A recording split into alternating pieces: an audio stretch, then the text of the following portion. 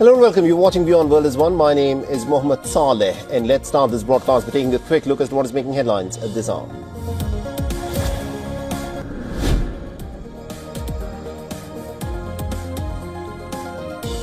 The Palestinian Red Crescent has released a video obtained from the phone of an aid worker who was killed in the Gaza Strip. According to the United Nations, the aid worker was amongst the 15 humanitarian personnel who were massacred in the IDF attack on the 23rd of March.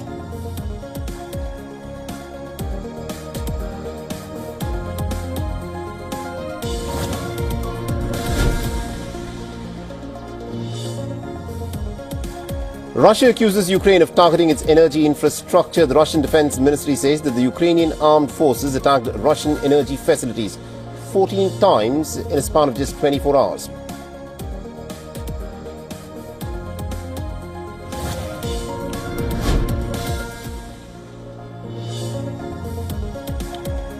After losing a staggering $30.9 billion in just 2 trading sessions following the global tariff sell-off, the Tesla CEO Elon Musk has criticized the Trump administration's trade advisor Peter Navarro. He's called out his education and the lack of corporate credentials.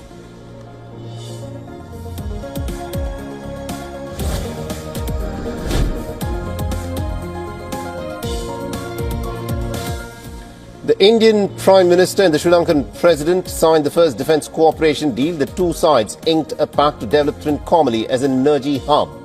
The Indian Prime Minister paid tributes to the Indian Peacekeeping Force Memorial as well.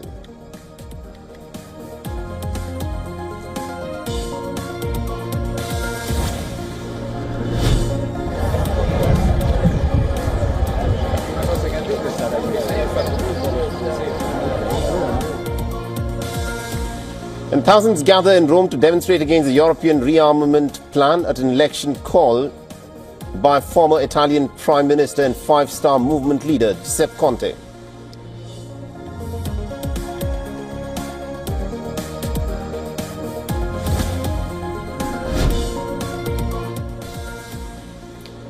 And India's Defence Minister Rajnath Singh flags off the Indian Ocean ship Sagar at Karwar Naval Base in Karnataka, inaugurates several projects in light of the 10th anniversary of the Sagar mission.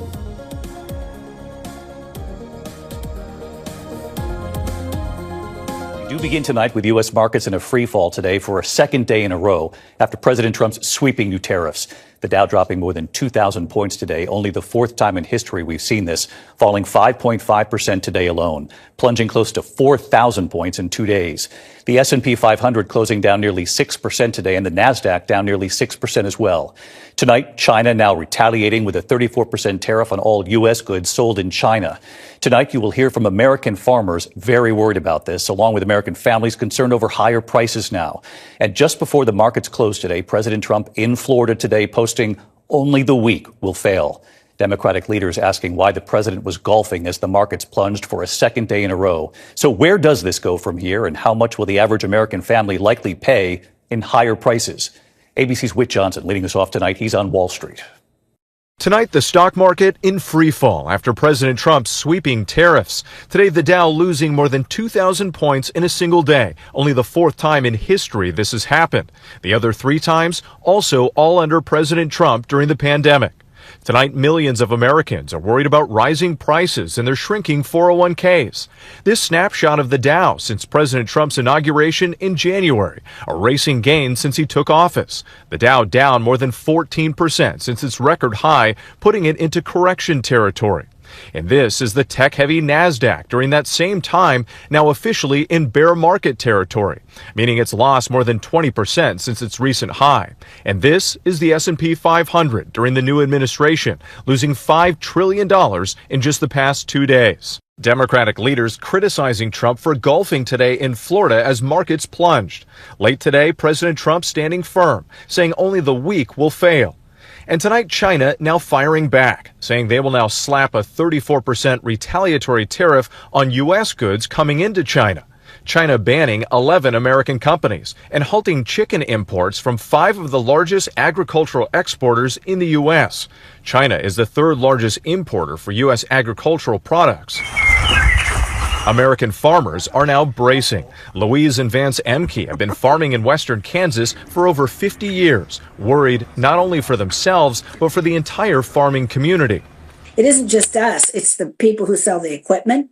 They aren't making equipment sales. It's the fertilizer people. You're buying less fertilizer. Who knows? You may have to lay somebody off and stretch whatever you have further.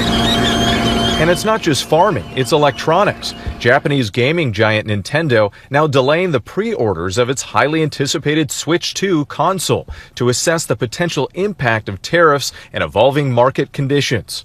After President Trump said, quote, "I think it's going very well," tonight Secretary of State Marco Rubio describing the tanking global markets this way. I don't think it's fair to say economies are crashing. Markets are crashing because markets are based on the stock value of companies who today are embedded in modes of production that are bad for the United States. The White House concedes it could take up to 2 years for some manufacturing to come back to the U.S. Economists say it could take far longer and cost billions. Not to mention the additional cost of labor paying workers in America when workers overseas make far less. James Evans from Baltimore manufactures car parts here in the U.S. and is hopeful this gamble works. I think in 3-4 years, it should set us up and other people that are manufacturing here in America for success. In the meantime, Americans are set to pay more at the grocery store for electronics and for cars. The average family of 4, analysts say, could pay $7,000 more in higher prices a year. Should Americans expect things to get worse before they get better? I think we're in for a bumpy ride. And again, it could get worse from here, depending on what we see from the rest of the world and what we see further from businesses and consumers as they respond to this. And David, tonight, Fed Chairman Jerome Powell is warning that Trump's tariffs will increase inflation, and a dramatic step from J.P. Morgan saying that this will only raise the chances of a recession in the U.S. to 60%. David? Whit Johnson leading us off from Wall Street. Whit, will be watching you here this weekend. Thank you. A 50% reciprocal trade tariff on Lesotho will kill the tiny southern African kingdom, an economic analyst there has said. It's the highest levy on US President Donald Trump's long list of target economies. Fathela Mamutu is a textile worker. I'm very worried about this happening from America. Well, 50% is not okay as well, because our job cannot finish anytime. Even the payment is gonna be okay. I'm very worried about this. Lesotho is among the world's poorest nations, with a GDP of just over $2 billion. More than 10% of that comes from goods exported to the United States. In March, Trump said it was a country which nobody has ever heard of. Lesotho has a large trade surplus with the United States, mostly made up of diamonds and textiles, including Levi's jeans. The textile sector accounts for roughly 90% of manufacturing employment and exports. Thabo Kesi is a Maseru-based independent economic analyst. If the closure of the factories were to happen, the industry is going to die and there will be multiplier effects. You know, those sectors will be adversely affected. Those are the implications. So Lesotho will be dead, so to say.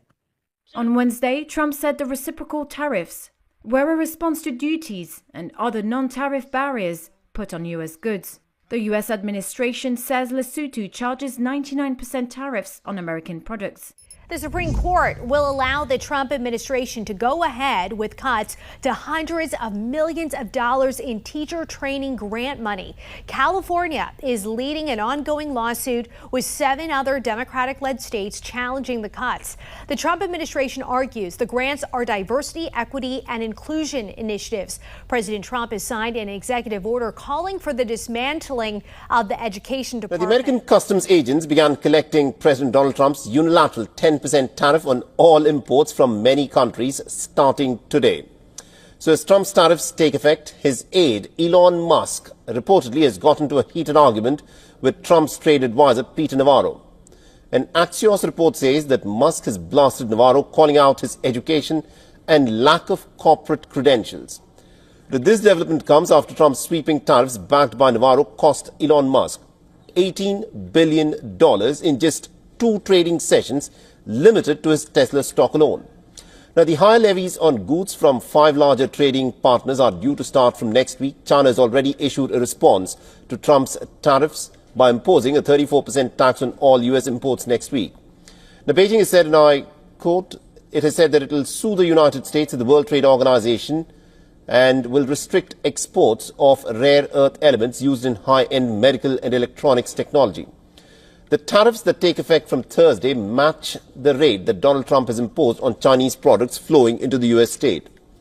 The American president, however, has said that China has been hit much harder than the United States, while claiming that Beijing has ill-treated the Americans. The 10% baseline tariff took effect past midnight. Most US imports have been hit except goods from Mexico and Canada, as Trump has invoked emergency economic powers to address the perceived problems with the country's trade deficit. Mexico has celebrated dodging the latest round of Donald Trump's bullet. The President Claudia Sheinbaum has said that the free trade agreement signed between Mexico, Canada and the United States during Trump's first administration has shielded her nation. Now, Claudia Sheinbaum further said that her government will focus on the existing 25% of the US tariffs on imported autos, steel and aluminium, while also accelerating domestic production to safeguard jobs and reduce imports. Stellantis, the maker of auto brands including Dodge and Jeep, announced that it will pause production at its assembly plant in Toluca West of Mexico City for April, while it assesses the impact of tariffs on its operations. The production was halted at an assembly plant in Canada. Some 900 workers were to be temporarily laid off across several plants in the United States. Now, Canada's Prime Minister Mark Carney has described the US President Donald Trump's tariffs to be tough, but also a window of opportunity. Now, last month, Trump had imposed a 25% tariff on Canadian steel and aluminium, and it slapped import duties on cars and parts based on non-US content and non-compliance with free trade deal. On one level, what's going on with the tariffs, and we got, as you know, the auto tariffs this week from the United States, that's tough. That's tough.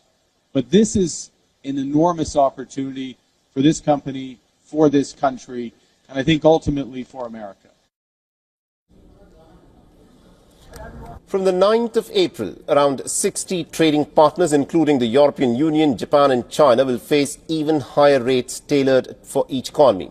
The Wall Street went into a free fall on Friday following similar collapses in Asia and Europe, with market capitalization of as much as about $6.6 trillion being erased. Economists have also warned that the tariffs could dampen the growth and could fuel inflation.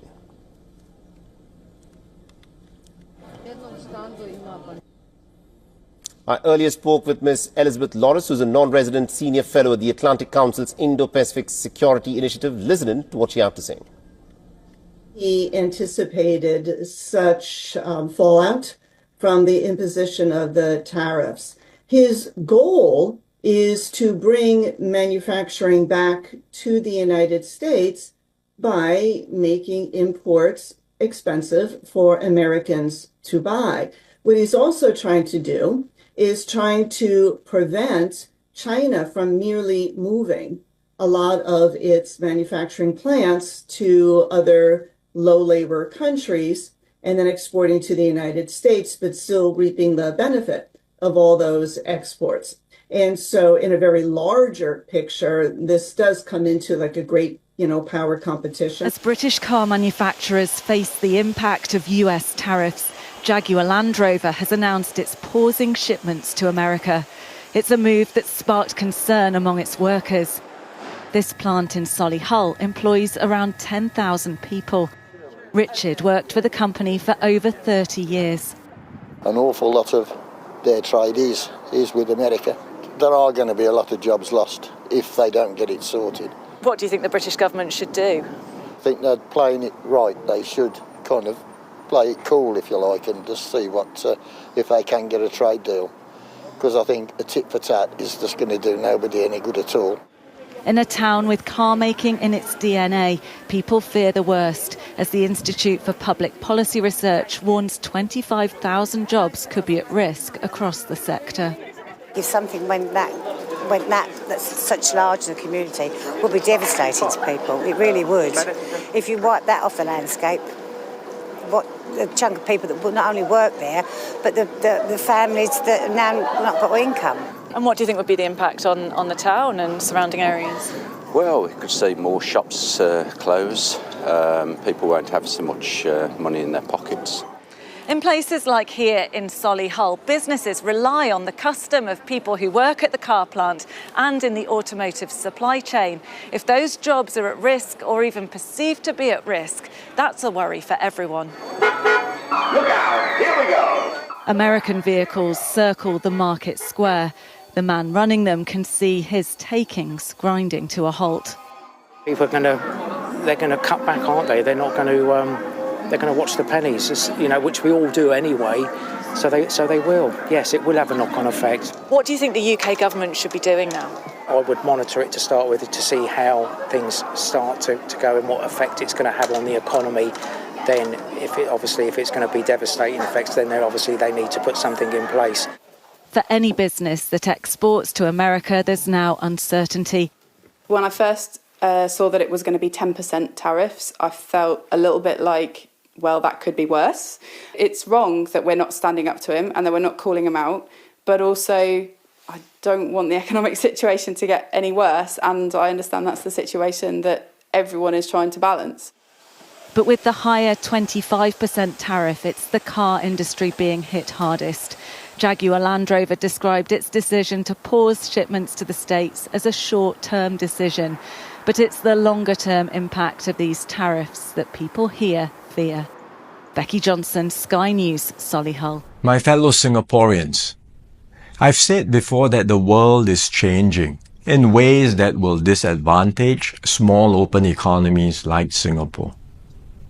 Some had previously questioned this assessment, but the recent Liberation Day announcement by the US leaves no room for doubt. It marks a seismic change in the global order. The era of rules-based globalization and free trade is over. We are entering a new phase, one that is more arbitrary, protectionist, and dangerous. For decades, the US was the bedrock for the free market economies of the world. It championed free trade and led efforts to build a multilateral trading system, anchored by clear rules and norms, where countries could achieve win-win benefits through trade. This WTO system brought unprecedented stability and prosperity to the world, and to the US itself. To be clear, the system is not perfect. Singapore and many others have long called for reform, to update the rules and to make the system better. But what the US is doing now is not reform.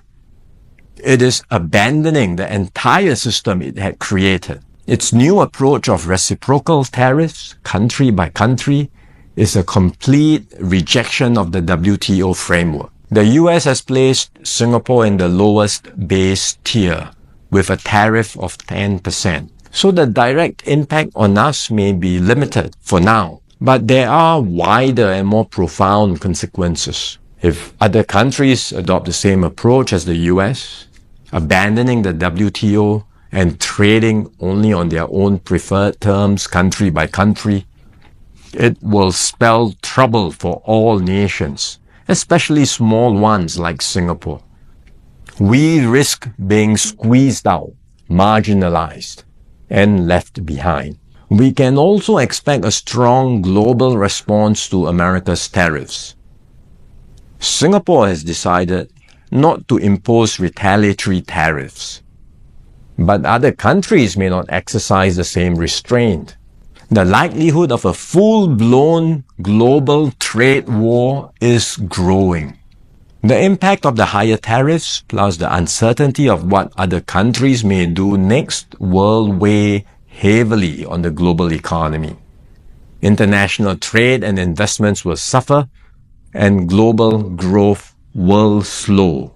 Singapore will take a bigger hit than others because of our heavy reliance on trade. The last time the world experienced something like this was in the 1930s.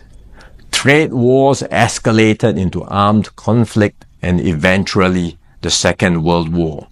No one can say how the current situation will unfold in the coming months or years. But we must be clear-eyed about the dangers that are building up in the world. Global institutions are getting weaker. International norms are eroding. More and more countries will act based on narrow self-interest and use force or pressure to get their way. This is the harsh reality of our world today. We will stay vigilant. We will build up our capabilities. We will strengthen our network of partnerships with like-minded countries. We are more ready than many other countries with our reserves, our cohesion, and our resolve. But we must brace ourselves for more shocks to come. The global calm and stability we once knew will not return anytime soon. We cannot expect that the rules which protected small states will still hold. I'm sharing this with you so that we can all be mentally prepared, so that we will not be caught off guard. Let us not be lulled into complacency. The risks are real and the stakes are high. The road ahead will be harder.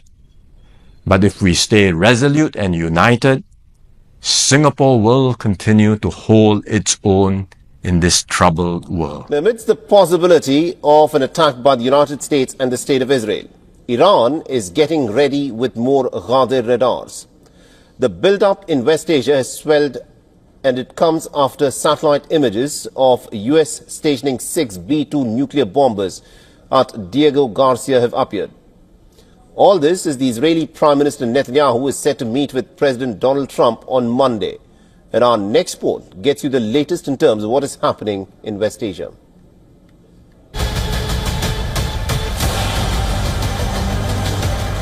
The stakes couldn't be higher. Iran and the U.S. are locking horns. Both sides are gearing up for what looks like a dangerous confrontation. Iran is heightening efforts to bolster its air defenses to insulate itself from a potential preemptive strike by the U.S. and Israel. It's a clear signal of Tehran's defense posture and deepening strategic anxieties. Iran is accelerating the deployment of 9th Ghadir-class over-the-horizon radar systems across key locations, significantly enhancing its long-range surveillance and early warning capabilities. Tehran is constructing 2 Ghadir-class radars near the Persian Gulf and the Strait of Hormuz, maritime arteries vital to global oil shipments. These can enable Tehran to monitor Western naval movements and potentially complicate U.S. operations in the event of a conflict. Another Ghadir radar site has been completed further north near the city of Tabriz. Unlike traditional radar systems, Ghadir is a phased array radar with a detection range of 100 kilometers. First unveiled in 2013, it is capable of detecting stealth aircrafts, ballistic and cruise missiles. Along with the Russian-made S-300, the Ghadir radars form a crucial component of Iran's integrated air defense system. The U.S. has moved stealth B-2 bombers to Diego Garcia, a strategic base in the Indian Ocean, capable of launching precision strikes on Iran's underground nuclear facilities. In these satellite images, 6 B-2 bombers can be seen. That's 30% of the U.S. Air Force's stealth bomber fleet. These bombers can carry 70,000 kg of munitions designed to penetrate reinforced targets. The deployment of stealth bombers comes shortly after Pentagon announced deployment of aircraft carrier Carl Vinson to West Asia. This will be the second aircraft carrier in the region after USS Harry S. Truman. Israel Prime Minister Benjamin Netanyahu is all set to meet President Trump on Monday. Reports suggest Trump will speaking to Netanyahu on his strategy to bomb Iran if diplomacy fails. Iran, on the other hand, is willing to engage in dialogue with the U.S. as equals, without clarifying whether it will participate in direct talks. As the U.S. builds up its military presence and Gulf states distance themselves from confrontation, Iran's defiance signals that any misstep could ignite a larger conflict. The stakes are higher than ever, and West Asia remains a powder keg waiting for a spark. Bureau Report, We On, World is One. All right, now to give us more perspective in terms of what is happening in West Asia at the moment, we are joined this broadcast by Professor Giorgio Caffaro, who is a professor at the Georgetown University and CEO of Gulf State Analytics. Now, Professor, let me in fact start off by asking you this. The clear build-up by the Americans of moving their B-2 stealth nuclear bombers to Diego Garcia and also these repeated attacks that they've carried out on the Houthis. The fact that Donald Trump is meeting with Netanyahu this coming Monday, does it indicate that the United States is preparing for some kind of a unilateral strike on Iranian nuclear facilities along with the State of Israel? Thank you. Good to be on your network. You know, that certainly is a very, very possible outcome right now. I do think Trump does want diplomacy to succeed, and he does want to see the U.S. and Iran reach some new understanding and to get a second nuclear deal in place. But at the same time, I think what he's trying to do is intensify pressure on Tehran, sending a message to the Iranians that the window of time for diplomacy will not be open forever, and that Iran needs to come to the negotiating table, make huge concessions to the U.S., and the alternative would be being attacked by the U.S. or Israel. So basically, I think this is a pressure tactic. But it doesn't mean that a military confrontation is inevitable. Trump does want to broker. He wants to have brokered another nuclear deal. Whether or not that's going to be possible remains to be seen. Many stumbling blocks. But again, I repeat, as intense as the situation is, a military confrontation is definitely not inevitable. Interesting, but consider this situation from the Iranian side. The Iranians, in good faith, had negotiated a JCPOA, the Joint Comprehensive Plan of Action. In 2015, it was called the Iranian Nuclear Deal. They signed it with the United States and 5 other world powers. Donald Trump in 2018 described it to be the worst negotiated deal in American history and unilaterally walked out of the JCPOA. With that being the context, why should the Iranians trust the Americans this time now? Because there could be a change of guard again in 4 years' time, and the next president may rubbish a deal signed by President Trump. Well, you're absolutely right. The Iranians complied with JCPOA. The U.S. did not. It was the United States that decided, as you said, in May 2018 to unilaterally sabotage the JCPOA. You know, in Iran, there was not a consensus in favor of the JCPOA. There were voices in the Islamic Republic who said the Americans are not trustworthy, and it is a foolish idea to sign this deal that requires Iran to make all these concessions vis-a-vis its nuclear program, and they spoke out against the idea of entering the JCPOA. And then after what Trump did in May 2018, those voices were rather vindicated. So you're completely right to point out that Iran has no reason to trust the United States. But the question is, what are Iran's options? The Iranian economy is in a horrible shape. Iran desperately needs sanctions relief. For better or for worse, certainly from the Iranian perspective, for worse, there's no way to achieve sanctions relief without some sort of negotiations in one form or another with the United States. Right. So absolutely, Iran has no reason to trust the United States, but again, this brings us to this question, what are the options that Iran has? Interesting. Now, the Iranians have said that they are willing to negotiate with the Americans on equal terms. This is what they are saying, that there's got to be a face-saver for the Iranians to, in fact, get back to the negotiating table again. But do you think, considering the manner in which Donald Trump negotiates and also considering the fact that it is the Israelis who seem to be pressing more for either a confrontation or for Iran to not pursue its nuclear program, how do you think the Americans would respond to this Iranian demand that if negotiations are held, they should be on equal terms? Well, there's a huge gap between the demands from the U.S. side, from the White House's side, and then from the Iranian side. To see this from the Iranian perspective, the leadership in Tehran does not want to have direct talks with the U.S. while under so-called maximum pressure. The concern in Iran is that this just sets a precedent that the U.S. can bully Iran, and then Iran, from a position of weakness, is forced to the negotiating table and has to make huge concessions to the United States. Right. The worry is that this sets a precedent where every time the U.S. wants something from Iran, they just bully the country, intensify pressure on the Islamic Republic, and then the Iranians concede. So yes, the Iranian leadership is open to talks with the U.S., but they've been quite clear that as long as there's pressure, these have to be indirect talks that go through countries such as the Sultanate of Oman, and direct talks can happen when the pressure ceases. I don't think the Trump administration is going to ease the pressure anytime soon. So probably we're going to see indirect talks, and this will make it very important for countries like Oman to be a diplomatic bridge. All right. Will be interesting to see as to how this progresses from here. Thank you very much indeed, Professor Giorgio Cafiero, for joining us and getting us that perspective then. Thank you. The U.S. Army may cut 90,000 troops from its active duty ranks after Secretary of Pete Hegseth ordered each branch of the armed services to reallocate 8% of its budget each year for the next few years toward presidential priorities. The nation's largest service branch will need to make some hard decisions as the Pentagon shifts its strategy away from Europe and counterterrorism operations. Military.com spoke to 3 defense officials familiar with the talks.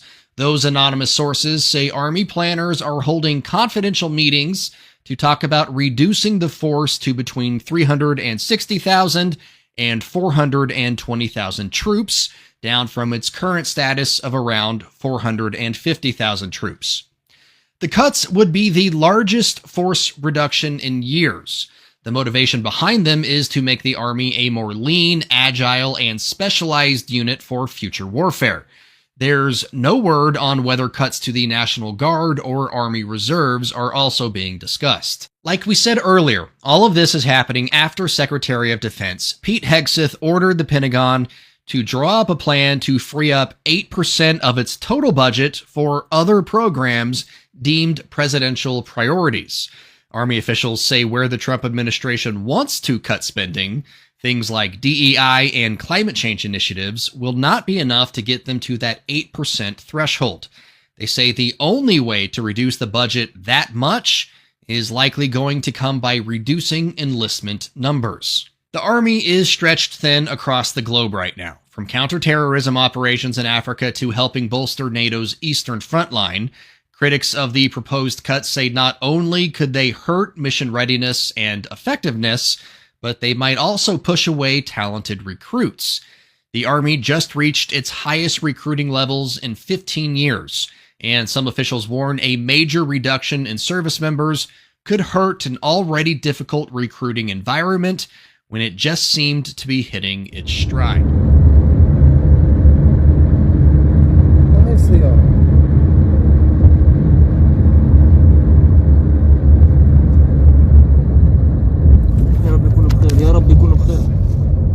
هي مرمين بسرعة حادث الشارع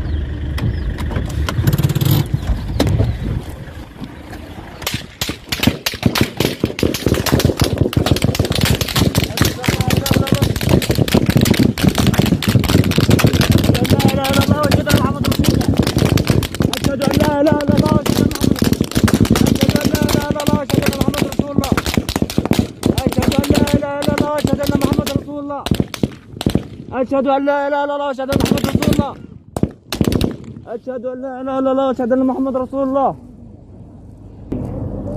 يا رب تقبلني وتب علي يما سامحيني يما هذه هي الطريقة اللي اخترتها يما إني أساعد الناس سامحيني يما سامحيني. صار إطلاق نار كثيف علينا بشكل مباشر في السيارة وأنا انبطحت في الكابينة في السيارة من ورا، يعني أحمي حالي من إطلاق النار. وطبعا ما سمعت شيء من زمايلي الله يرحمهم غير شاهقة الموت تاعتهم بس الأنفاس الأخيرة. ما شفتهمش طبعا لأنه بعد هيك تفاجأت ناس بتحكي عبري وطلعوا قوات خاصة من الجيش الإسرائيلي كانوا لابسين زيهم العسكري وسلاحهم والمنظار الليلي اللي بشوفوا فيه في الليل طبعا. فتحوا فجأة الباب الجانب اللي علي باب الجانب خلف السيارة وشحطوني من السيارة طبعا وجردوني من كل أواعي في البداية. بعد هيك خلونا ألبس الشورت الداخلي الأندروير.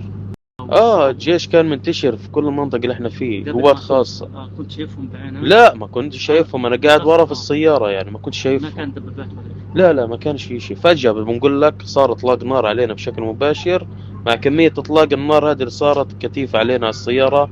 وقفت السيارة فجأة كل إشي طفى فيها. الضوء الداخلية كانت ضاوية إضاءة خارجية اللواح الأحمر كل إشي في السيارة مع الإطلاق طفى فجأة لحالها. وقفت السيارة مكان ما شفت الفيديو اللي هو عند عمود الكهرباء الحديد كان لواح شغال. كل شيء والسرينة ضاوية كل حاجة في السيارة كانت شغالة. Their ambulances were clearly marked and they should have returned to the families. They did not. Even in the most complex conflict zones, there are rules. These rules of international humanitarian law could not be clearer. Civilians must be protected. Humanitarians must be protected. Health services must be protected. This devastating incident represents the single most deadly attack on Red Cross Red Crescent workers anywhere in the world since 2017.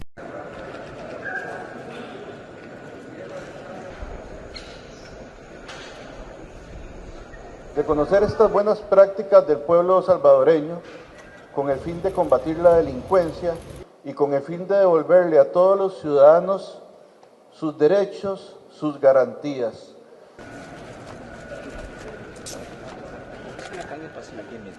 Acabo de ver un lugar que demuestra un absoluto respeto a derechos fundamentales. Precisamente en el recorrido vimos las posibilidades que tienen para hacer ejercicio. Vimos también el equipo médico actuando sobre ellos. Vimos los procesos de alimentación, el orden que se mantiene, el trato que se les da. Y es algo que debemos de tomar de ejemplo. Cochabamba, Bolivia's fourth largest city, is facing a severe public health crisis due to the accumulation of 8,000 tons of waste on its streets. Take a look at these images.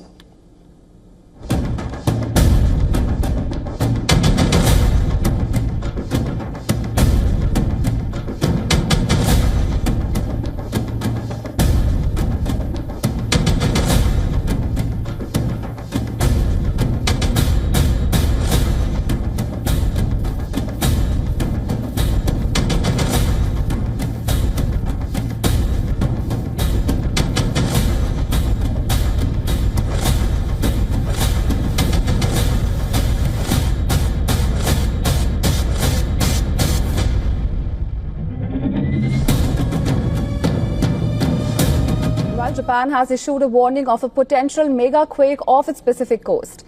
The alert forecasts the possibility of an earthquake with a magnitude of 8 or higher. Well, this has prompted mixed reactions among travelers from Hong Kong.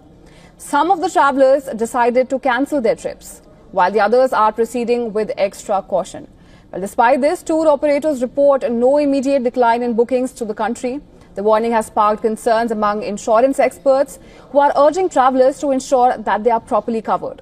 However, experts are advising travelers to take precautions, urging them to purchase insurance early and read their policies carefully, as those who choose to travel despite warnings may find their coverage reduced or voided.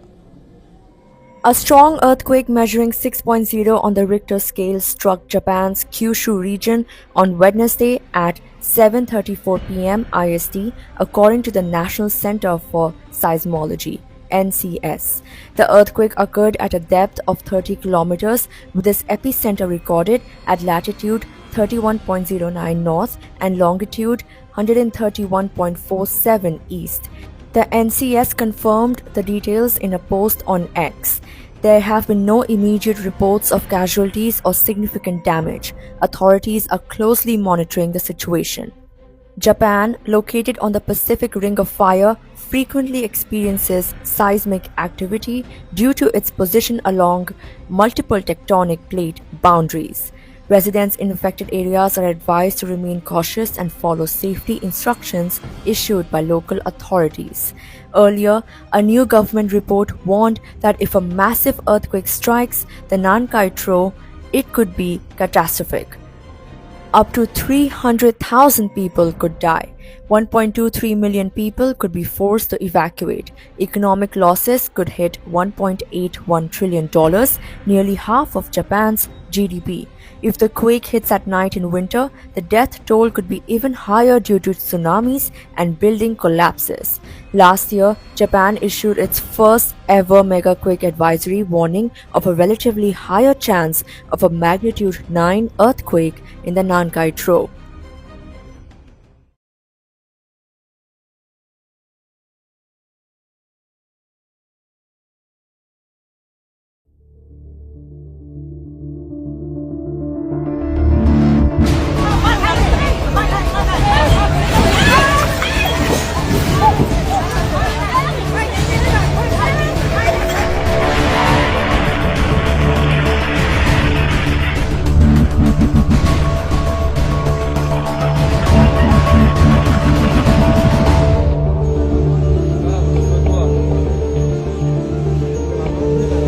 Mira, yo de ama.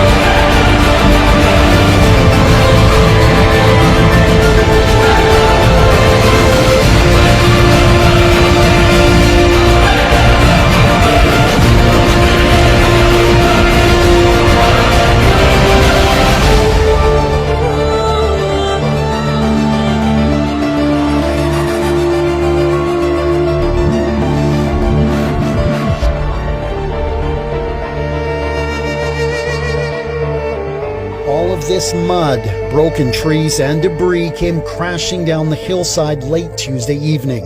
The slide has shut down West Side Road, the only route that connects several communities here along Okanagan Lake. These tree-lined slopes were badly burned by wildfire 2 summers ago, and officials say that damage, coupled with recent rain, likely contributed to the slide. There's definitely loose trees. With hydrophobic soils, the water does just run off, but it is really hard to say. There has been quite a bit of precipitation in the last couple of weeks. He says an initial search found no sign anyone was caught in the slide, but crews have been looking at an area where people are known to camp.